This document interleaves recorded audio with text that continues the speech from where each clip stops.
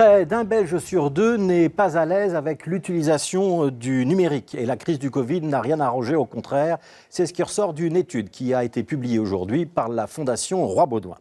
Le numérique, c'est l'ensemble des techniques qui nous permettent d'interagir à distance. Un site internet, une application, les réseaux sociaux, les QR codes, le fait d'utiliser son smartphone comme moyen de paiement. Tout cela appartient à la culture du numérique, aujourd'hui omniprésente dans la vie publique, dans beaucoup d'activités professionnelles et de plus en plus aussi dans nos activités privées.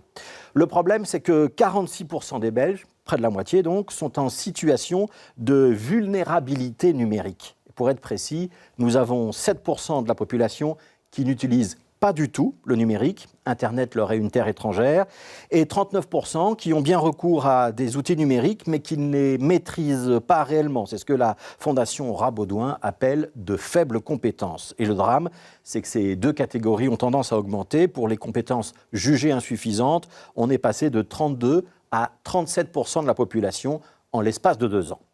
On va prendre un exemple, c'est celui de la sécurité en ligne, savoir ce qu'il faut faire ou pas.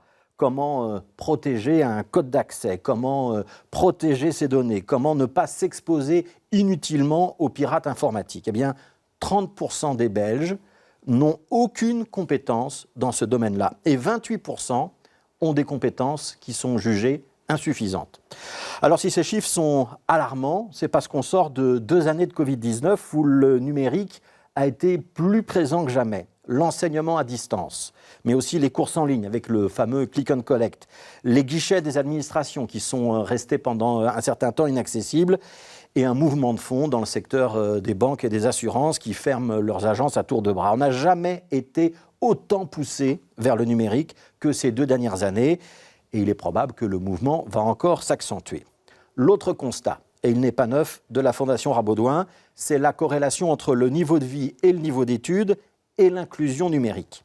Les 3/4 de ceux qui ont un revenu supérieur à 3 200 € par mois possèdent leur ordinateur portable.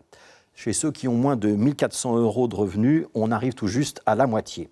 Cette fracture numérique, on peut aussi la constater dans le fait d'avoir ou pas l'Internet à domicile, ou d'avoir une connexion mobile lorsqu'on se déplace, d'avoir accès à un service d'e-banking, etc., etc. Et même chez les plus jeunes, ceux qui sont peu diplômés, dans 1 cas sur 4, n'ont accès au numérique qu'au travers de leur seul smartphone, alors que chez ceux qui ont fait des études supérieures, tout le monde a un ordinateur. Bref, plus le temps passe et plus la fracture numérique se creuse. Il est urgent de prendre conscience de l'ampleur de la situation, c'est ce que disait l'une des chercheuses lorsqu'elle a présenté l'étude ce matin. À chaque fois qu'on supprime un guichet humain, qu'on renonce à un envoi papier et qu'on le remplace par un service numérique ou un PDF à télécharger, on prend le risque qu'une partie désormais non négligeable de la population n'ait plus accès à ces informations. Alors une fracture, ça peut se soigner. Le décrochage et le repli sur soi, c'est beaucoup plus compliqué.